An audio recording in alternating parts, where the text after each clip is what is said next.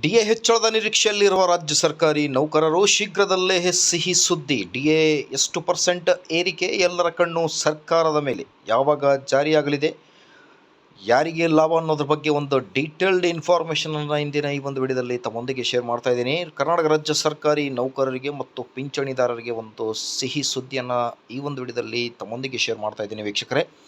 ವಿಡಿಯೋನ ಸ್ಟಾರ್ಟ್ ಮಾಡೋಣ. ಅದಕ್ಕಿಂತ ಮುಂಚೆ ನೀವು ಕೊಡುವ ಒಂದೇ ಒಂದು ಲೈಕ್ ನಮಗೆ ಸಪೋರ್ಟ್ ಆಗಿರುತ್ತೆ. ದಯಮಾಡಿ ವಿಡಿಯೋನ ಲೈಕ್ ಮಾಡಿ ವೀಕ್ಷಕರೇ. ಅದರ ಜೊತೆಗೆ ನಮ್ಮ ಯೂಟ್ಯೂಬ್ ಚಾನಲನ್ನು ಕೂಡ ಸಬ್ಸ್ಕ್ರೈಬ್ ಮಾಡಿಕೊಳ್ಳಿ. ತಮ್ಗೆ ಗೊತ್ತಿದೆ ಆಲ್ರೆಡಿ AICPI ಸೂಚ್ಯಂಕದ ಆಧಾರದ ಮೇಲೆ ಕೇಂದ್ರ ಸರ್ಕಾರಿ ನೌಕರರಿಗೆ 2% DA ಏರಿಕೆ ಆದ ನಂತರ ಕರ್ನಾಟಕ ರಾಜ್ಯ ಸರ್ಕಾರಿ ನೌಕರ ಸಂಘದ ರಾಜ್ಯಾಧ್ಯಕ್ಷರಾದ CS ಷಡಾಕ್ಷರಿ ಸರ್ ಅವರು ಮಾನ್ಯ ಮುಖ್ಯಮಂತ್ರಿಗಳಿಗೆ ಮತ್ತು ಆರ್ಥಿಕ ಇಲಾಖೆಯ ಮುಖ್ಯ ಕಾರ್ಯದರ್ಶಿಗಳಿಗೆ, ಆಯುಕ್ತರಿಗೆ ಒಂದು ಲೆಟರನ್ನು ಡ್ರಾಫ್ಟ್ ಮಾಡಿರ್ತಾರೆ. ನಮ್ಮ ರಾಜ್ಯ ಸರ್ಕಾರಿ ನೌಕರರಿಗೂ ಕೂಡ ಜನವರಿ 1, 2026ರಿಂದ ಪೂರ್ವನ್ವಯವಾಗುವಂತೆ 2% DAಯನ್ನು ಏರಿಕೆ ಮಾಡಬೇಕು ಮತ್ತು ಪಿಂಚಣಿದಾರರಿಗೂ ಕೂಡ DR ಅನ್ನು ಏರಿಕೆ ಮಾಡಬೇಕು ಅಂತ.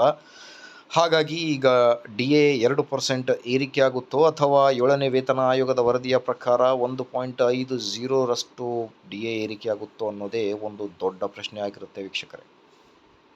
ಕರ್ನಾಟಕ ರಾಜ್ಯ ಸರ್ಕಾರಿ ನೌಕರರ ಹಳೆ ಪಿಂಚಣಿ ಯೋಜನೆಯ ಒಂದು ಪ್ರಮುಖ ಬೇಡಿಕೆ, ಆ ಬೇಡಿಕೆ ಕುರಿತು ಕೂಡ ಭಾಳಷ್ಟು ಚರ್ಚೆಗಳು ಜೋರಾಗಿ ನಡೆದಿವೆ. ಹಾಗಾಗಿ ಹಳೆ ಪಿಂಚಣಿ ಯಾವಾಗ ಜಾರಿಯಾಗುತ್ತೆ ಅನ್ನೋದೇ ಒಂದು ದೊಡ್ಡ ಪ್ರಶ್ನೆ ಆಗಿರುತ್ತೆ ವೀಕ್ಷಕರೇ. ಜನವರಿ 1ರಿಂದ ಪೂರ್ವಾನ್ವಯವಾಗುವಂತೆ 1.5%ರಷ್ಟು DA ಅಥವಾ 2% DA ಯಾವಾಗ ಸರ್ಕಾರದಿಂದ ಆದೇಶ ಬರಬಹುದು ಅನ್ನೋದ್ರ ಬಗ್ಗೆ ರಾಜ್ಯ ಸರ್ಕಾರಿ ನೌಕರರು ಕುತೂಹಲದಿಂದ ಕಾಯ್ತಾ ಇದ್ದಾರೆ. ಬನ್ನಿ, ಹಾಗಿದ್ದಲ್ಲಿ ಆದಷ್ಟು ಬೇಗ DA ಕುರಿತು ಮಾಹಿತಿ ಬರಲಿ. ಮುಂದಿನ ವಿಡಿಯೋದಲ್ಲಿ ಲೇಟೆಸ್ಟ್ ಅಪ್ಡೇಟ್ಸ್ಗಳನ್ನು ಶೇರ್ ಮಾಡ್ತಾ ಇರ್ತೀನಿ. Till then please like, share and subscribe.